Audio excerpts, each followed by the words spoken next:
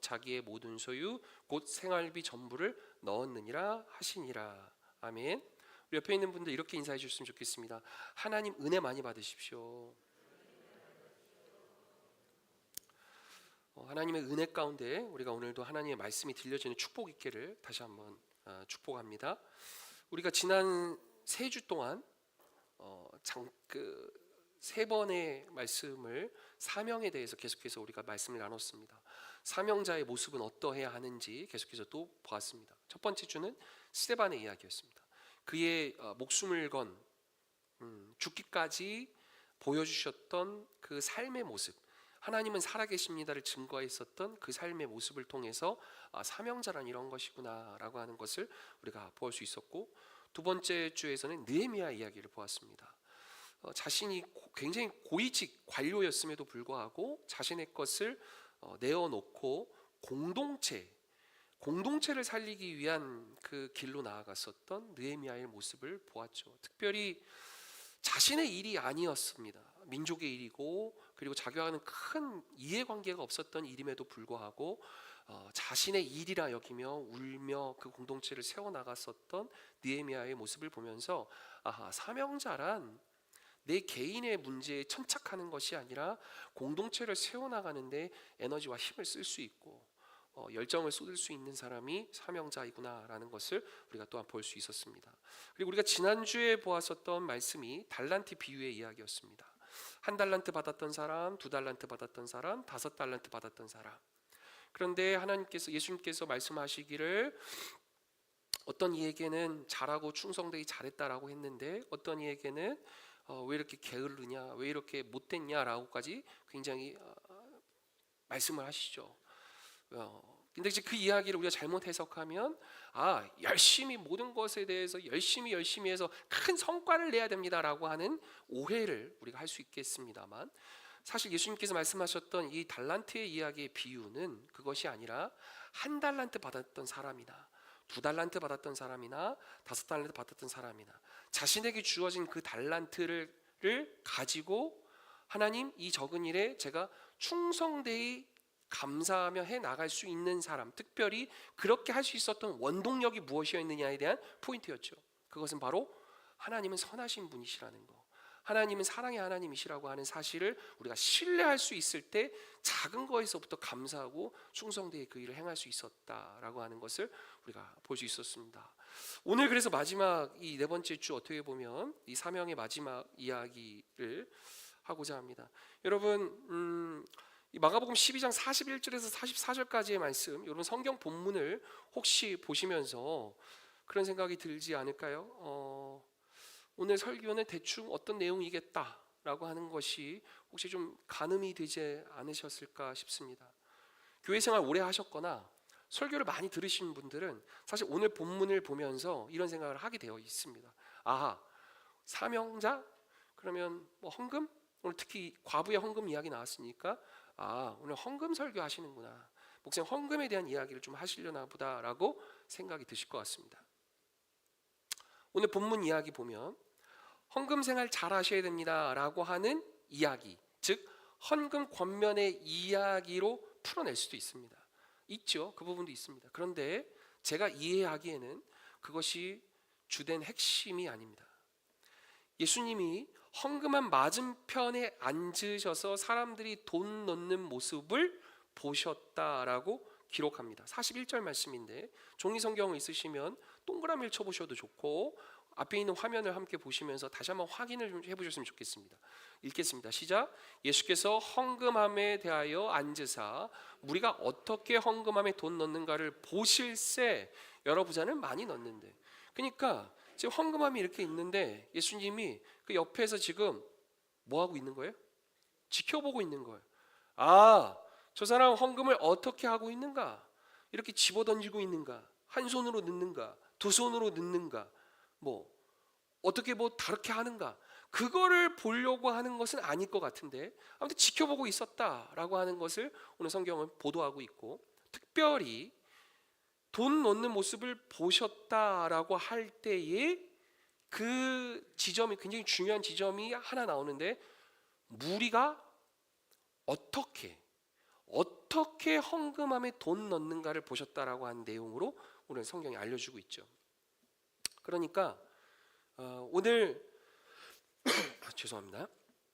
오늘 말씀은 우리의 헌금이 뭐 많고 적음을 지금 보려고 하는 내용이 아니고, 우리의 마음이, 우리의 신앙이 어떤 방식으로 지금 몸으로 나타나고 있는가, 그 모습을 주님께서 지금 보고 계신다는 뜻이에요. 다시 말해서 헌금이라는 행위는, 여러분, 우리가 헌금이라고 하는 행위는 신앙 고백입니다. 신앙을 고백하는 행위예요. 그런데 그 신앙 고백일진데, 내가 무엇을 믿기에 이 신앙의 고백으로서 헌금을 하고 있는 것인지, 또는 내가 무엇을 믿고 있기에 하나님 앞에 이 헌금을 하는 것인지에 대한 모습을 예수님께서 지금 보고 있다라고 하는 것을 알려주고 있다는 겁니다. 그 롤 모델로서 과부 이야기를 하고 있는 거예요. 그러니까 일반적으로 우리가 생각하기에 오늘 이 본문을 가지고 여러분, 과부의 이 헌금의 이 모습처럼 헌금 많고 적음 뭐 이런 거 중요한 게 아니고, 과부가 갖고 있는 정성, 그 정성으로 헌금을 하는 거, 그거 중요합니다라고 하는 이야기 어느 정도 맞을 수 있다는 얘기예요. 그거는 있을 수 있는 이야기, 어느 정도 그 부분에 대해서 일반적으로 많은 사람들이, 많은 설교가들이 이 이야기를 많이 풀어나갑니다. 특별히 43절에 보면, 43절을 함께 읽겠습니다. 시작. 예수께서 제자들을 불러다가 이르시되 내가 진실로 너에게 이르노니 이 가난한 과부는 헌금함에 넣는 모든 사람보다 많이 넣었도다. 아멘. 예수님께서 쭉 헌금함에 헌금을 넣는 사람들의 모습을 쭉 지켜보시다가, 과부가, 가난한 과부, 과부라고 하는 건 사실 괄호 열고 앞에 가난한 괄호 닫고 그 말이 숨겨져 있습니다. 당시 시대적 상황에서는 과부는 가난한 사람이에요. 그 과부가, 그 가난한 사람이 자신의 헌금을, 자신이 갖고 있는 그 정성을 헌금을 했을 때, 이 가난한 사람이 헌금을 했을 때 어떤 부자들보다 사실은 제일 많이 한 것이다라고 예수님이 이야기를 하고 있는 장면이 있어요. 그래서 이 성경적 근거를 가지고 우리들은 많은 설교를 듣는 게, 어떤 설교를 듣느냐면, 여러분, 헌금 많고 적음이 중요한 게 아니라 우리가 가지고 있는 정성, 우리가 가지고 있는 마음의 이 신앙의 태도, 자세, 이것을 우리가 내어드리고 하나님 앞에 올려드리는 신앙의 고백으로서 헌금하는 것이 옳습니다. 아멘. 이것 우리 얘기 많이 들었다는 얘기예요. 그렇죠? 그래서 우리가 정말 작은 금액의 헌금이라 할지라도 가난하기에 하나님께 더 많은 것을 올려드리고 싶지만, 그러나 지금 사정과 형편이 그러하지 못하기에 하나님께 죄송스러운 마음도 있지만, 하나님 모든 거 아시지요? 참 형편이 그렇습니다. 하나님, 그래도 제가 이것이 저의 전부입니다라고 올려드리는 그 정성을 예수님께서 보시고 어떤 많은 사람보다 가장 큰 헌금이다라고 칭찬하고 있는 장면이에요. 맞죠? 만약에 이 설교가, 이 우리가 읽은 성경의 본문을 여기까지만 해석하게 되어지고 여기까지만 말하게 되어지면 헌금 설교입니다. 그거는 헌금 설교예요. 그러니까 여러분, 헌금 정말 우리의 마음 가운데 정성을 담아서 헌금하십시오. 사실은 방점이 헌금하십시오에 찍혀 있는 거예요. 그거는 적은 금액이든 많은 금액이든 여러분 헌금하셔야 됩니다 라고 하는 방점으로 찍혀 있다고요. 근데 여러분 아시죠? 교회가 굉장히 큰 비판 가운데 놓여지는 것 중에 하나가, 가난한 사람이든 또 부자이든 교회가 왜 이렇게 헌금을 강요합니까? 라고 하는 비판을 많이 받습니다. 있는 사람이 나눔적 차원에서 헌금을 많이 한다? 뭐 그럴 수 있다고 쳐요. 근데 우리가 받는 하나의 지점이 있어요. 교회가 굉장히 비판받는 지점 중에 하나가 뭐냐면, 가난한 사람들이 헌금하고 싶은데, 하나님 앞에 정말 정성을 들여서 헌금하고 싶은데 헌금하지 못하는 상황이 있을 수 있는 거예요. 당연히 그럴 수 있죠. 하루 먹고 하루 살아가고 있는 상황인데 거기서 헌금을 강요하지는 않는다 할지라도 교회의 어떤 문화와 분위기가, 너는 헌금하지 않는 모습을 보니까 믿음이 없구나, 너는 헌금을 하지 않는 모습을 보니까 너의 신앙은 참 어리구나 라고 하는 폭력으로 비춰질 수 있는 모습들이 한국 교회 안에 굉장히 많이 있다는 겁니다. 그 비판을 우리는 받거든요. 그 안에 우리가 그런 비판을 놓여지게 돼요. 이 말씀을 쭉 보면 오늘 이 말씀을 그래서 두 가지를 우리가 다 붙잡아야 됩니다. 첫 번째, 예수님께서 과부를 칭찬하셨어요. 아멘. 칭찬하심이 무엇이었냐면 오늘 성경 말씀을 보면은 그 과부의 그 헌금은 생활비 전부라고 오늘 성경이 아예 딱 얘기하고 있죠. 그만큼 이 과부에게 있어서는 철저한 신앙이 있었습니다. 믿음이 있었습니다. 무엇? 하나님은 나의 주님이시다. 하나님은 나의 생명과 주권을 책임지시는 하나님이시다 라고 하는 철저한 신앙관이 그 과부에게 있었습니다. 그래서 그 믿음과 신앙관으로 정말 자발적으로 기쁜 마음으로 감사함으로 헌금한 거예요. 이 모습을 주님께서 보시면서 참 귀하다, 너무나 귀하다라고 예수님이 칭찬하시는 거예요.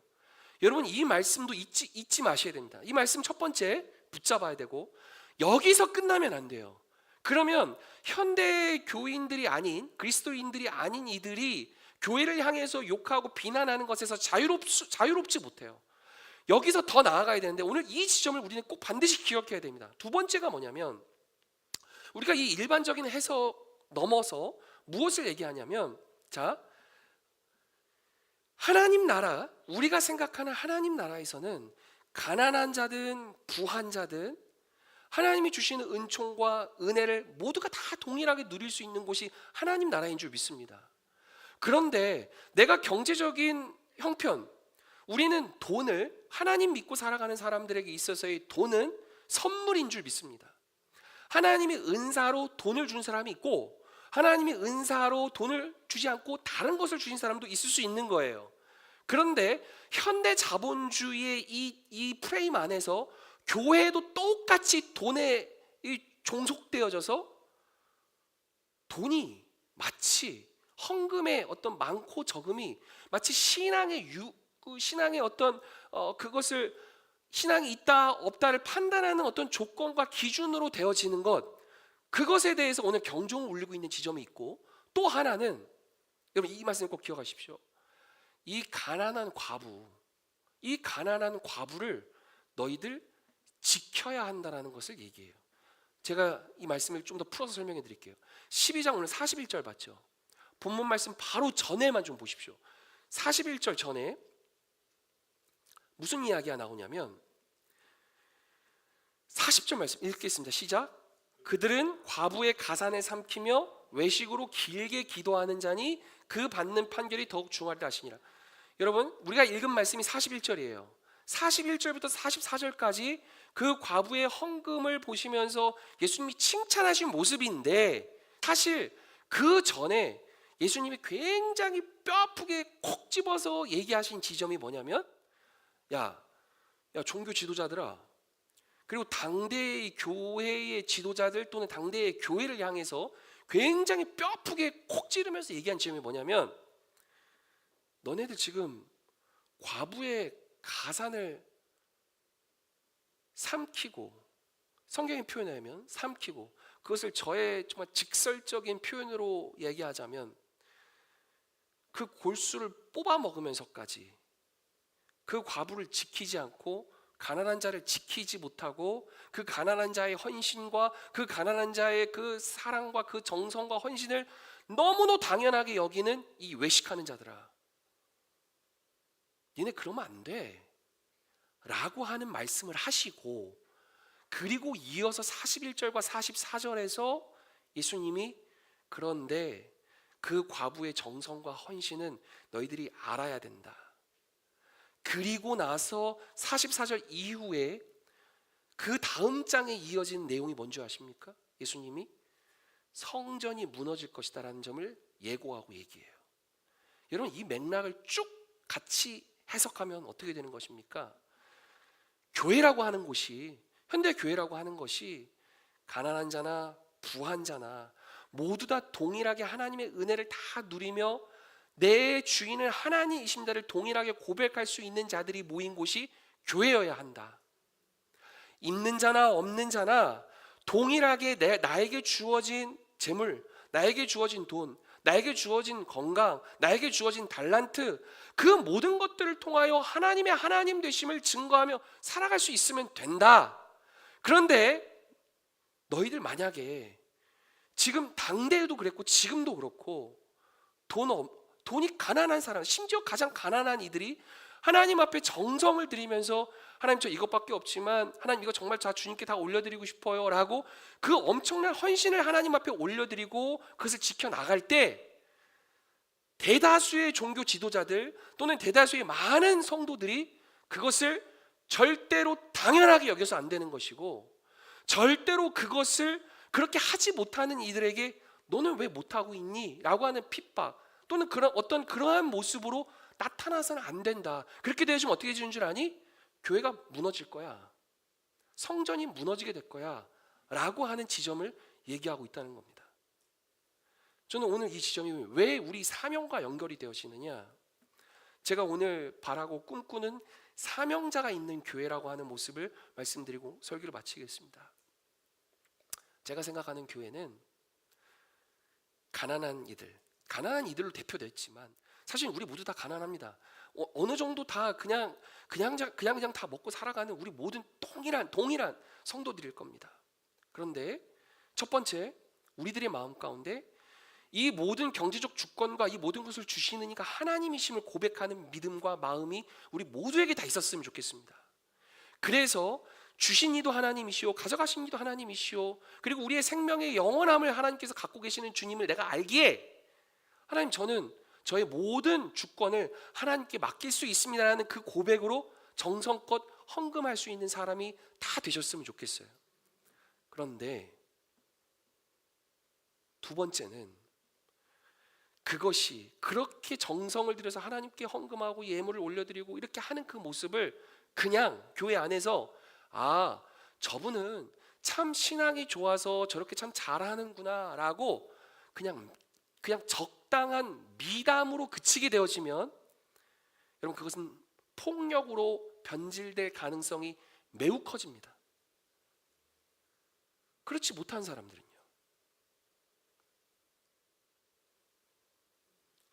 건강이 허락되지 못해서 일을 못하는 사람이 있어요. 그럼 그 사람들은 헌금도 하고 싶고 더 여러 가지 많은 것들을 하고 싶어요.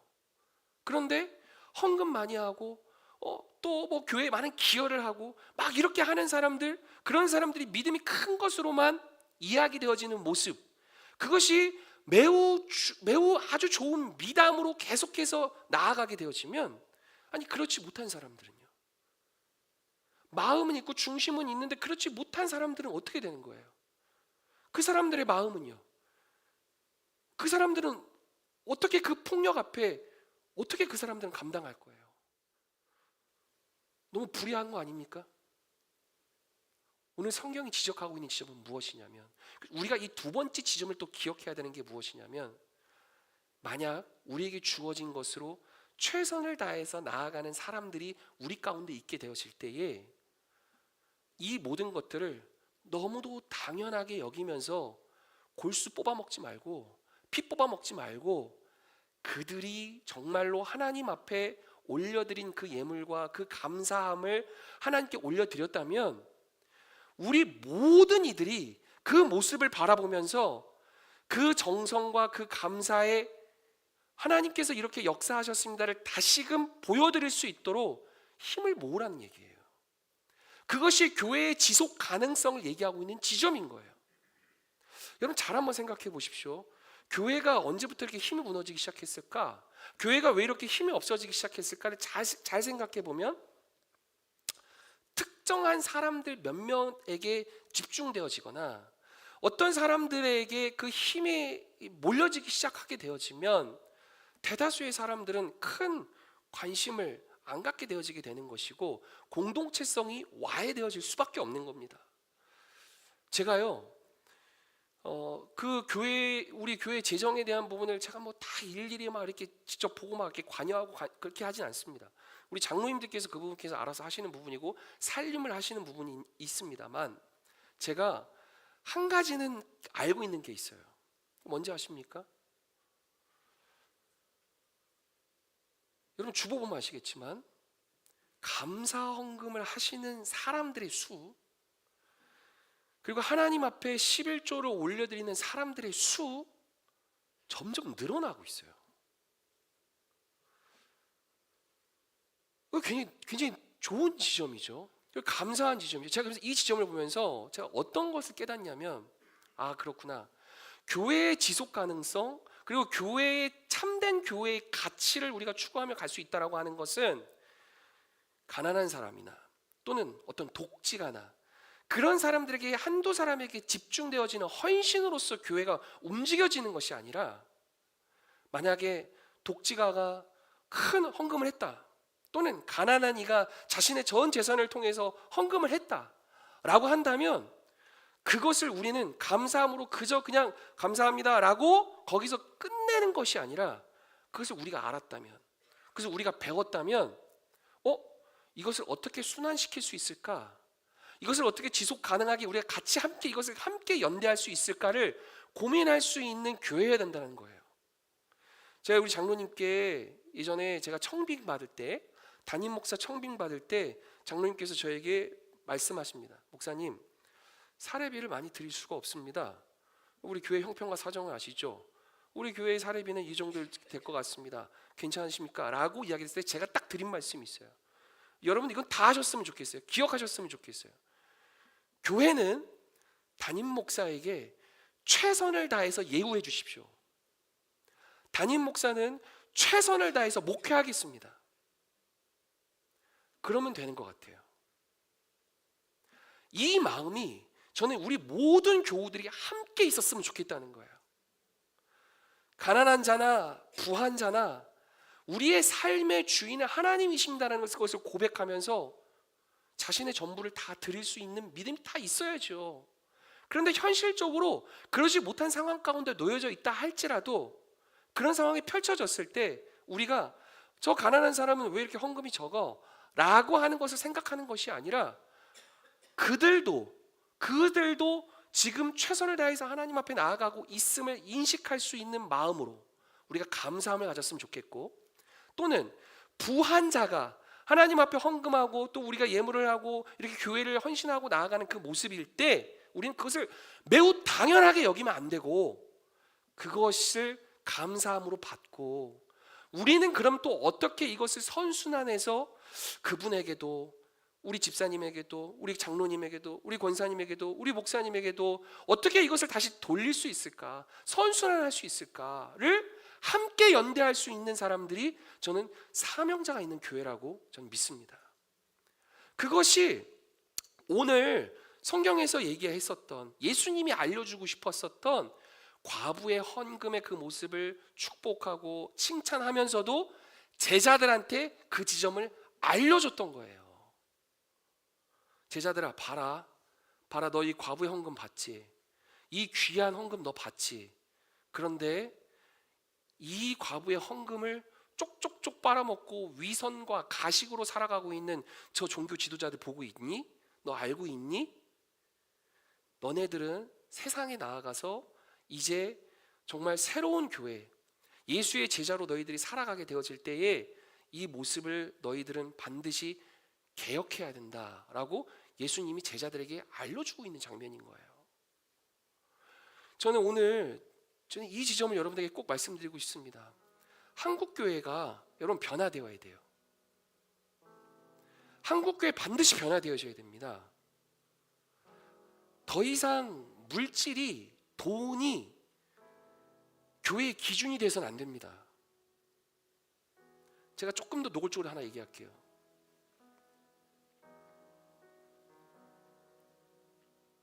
우리 교회는 아직 안수 집사님에 대한 제도가 없습니다만, 안수 집사를 임직할 때, 권사님 세울 때, 또 장로님들 이렇게 임직하고 할 때, 어떤 정말 말도 안 되는 그런 교회들처럼 일정의 금액을 무조건 내셔야 돼요. 심지어 부목사가 가서 장로님은 5천만 원 내십시오, 권사님 3천만 원 내십시오, 안수집사님 1,000만 원 내십시오. 저는 그러한 일이 한국 교회에서 없어져야 된다고 생각합니다. 그게 말이 됩니까? 그게 교회에서 가능한 일이에요? 물론 행사를 치르기 위해 필요한 돈이 있습니다. 당연하죠. 손님들을 모시고 대접하고 식사를 제공하고 선물도 드리고 돈 없이는 안 돼요. 그런데 이건 뭔가 거꾸로 되지 않았습니까? 과부의 헌금을 기억하십시오. 자신의 생활비의 전부를 예수님이 너 칭찬받아야 되니까 돈 내, 생활비 다 내 라고 했습니까? 아니었어요. 나의 주인은 하나님이십니다라는 고백으로 자신의 생활비 전부를 드렸다라고 하는 건 내 삶의 주인, 내 삶을 인도하시는 이가 하나님이심을 정말 믿었던 거예요. 내가 하루 벌어 하루 먹고 살아갈 수 있게끔 만드시는 이가 하나님이심을 믿었어요. 그 믿음으로 헌금을 한 거예요. 여러분, 그러한 믿음으로 우리가 나아가야지요. 그리고 두 번째, 우리의 마음 가운데 돈이 있고 없고로 인해서 우리의 사명을 감당하는 것이 어렵습니다, 괜찮습니다, 될 것 같습니다, 안 될 것 같습니다를 제발 규정하지 마십시오. 여러분, 언제부터 한국교회에서 사명자 이꼴 돈 많은 사람 이런 공식이 성립되기 시작했습니까? 물론 돈 있는 사람이 함께 나눌 수 있다고 하는 건 너무 큰 은혜죠. 정말 큰 감사함이죠. 그런데 반대로 돈 없는 사람이 너는 그래서 자격이 안 돼 라고 하는 것으로 언제부터 한국교회가 그렇게 변질되기 시작했냐는 거예요. 최소한 우리 교회는 그렇지 않습니다. 최소한 우리 100년의 교회 역사 가운데 제가 알기로는 우리 교회는 단 한 번도 그러하지 않았다고 저는 알고 있습니다. 앞으로 향후 일꾼을 세워나가는 데 있어서도 명목적으로 얼마 헌금하셔야죠 라고 하는 것 따위는 제가 담임 목사로 있는 한 그것은 그런 일은 없을 겁니다.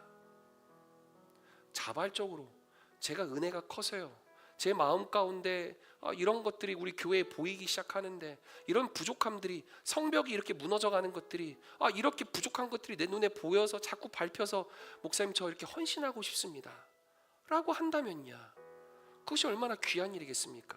그런데 그 지점을 다른 사람들이 장로니까, 목사니까, 안수집사니까, 권사니까 당연하다라고 여기지 말라는 겁니다. 절대로 그래서는 안 된다는 거예요. 그러한 당연하게 여겼었던 당시의 종교 지도자들에 대한 위선을 짚고 있다는 거예요. 그러면 교회가 지속 가능할 수 없어요. 그러면 교회를 새롭게 할 수밖에 없어요 라고 하는 것을 예수님이 지적하고 있다는 지점이에요. 저는 우리 교회에 정말 가난한 사람들이 많이 오셔서 이곳에서 하나님 은혜를 많이 누릴 수 있는 교회 되어지길 축복합니다. 여러분 지금 아멘 하셨어요? 불편한 일입니다. 불편한 일이에요. 내 헌금 10,000원 했는데 저 사람들은 헌금 안 하거든요. 근데 와서 밥 먹고 가네. 우리가 함께 이렇게 예배하는 이 처소에서 전기 쓰고 온풍기 틀고 뭐하고 하면서 목사님 전기세 나간다고 자꾸 온풍기 끄래. 근데 저분들 왔다고 자꾸 온풍기 틀고 따뜻하게 더 대접하라고 접대하라고 더 이렇게 하네. 억울하지 않습니까? 억울하죠. 불편한 일이에요. 그런데 여러분, 교회는 세상에서 대안이 돼야 돼요. 그 세상 어떤 곳에서 바라볼 수 없고 기대할 수 없는 그 세상의 어떤 그 모든 것이 교회 안에서만큼은 하나님 나라가 되어져서 가난한 자든 부한 자든 함께 먹고 누리고 누릴 수 있는 곳이 교회가 되어졌으면 좋겠어요. 그러다 보면 하나님이 선물 주셔서 돈이 많은 분들도 보내줄 수도 있어서 그 많은 분들이 은혜로 또 더 나눌 수 있게 되어지면 우리는 또 그 감사함을 가지고 와, 저는 돈은 없지만 전 몸으로 좀 뛸게요.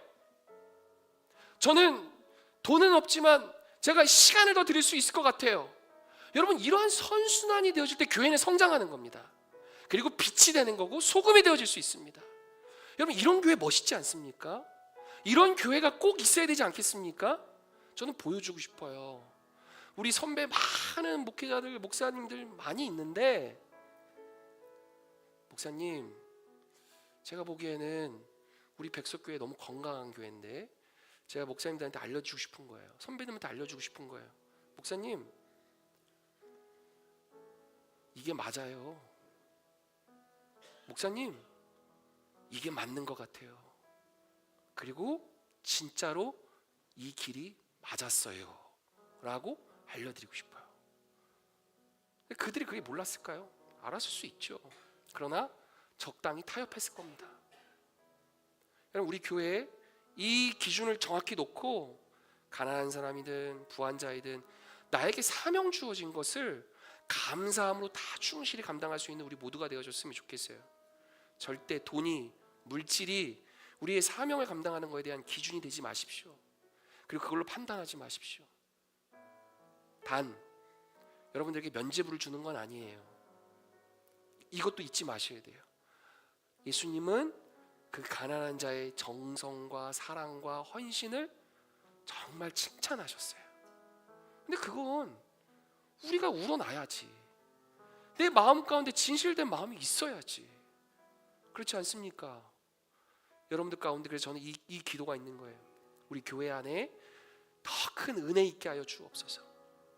여러분들의 마음 가운데 성령의 따스함과 그 사랑과 은혜가 여러분 안에 가득 차게 하여 주옵소서. 그래서 여러분들이 삶 속에서 하나님, 내 삶의 어떤 모양으로든 주님께 내 삶을 올려드리고 싶습니다 라고 사명 갖고 살아갈 수 있는 사람들, 우리 모두가 되어지길 주님의 이름으로 축복합니다.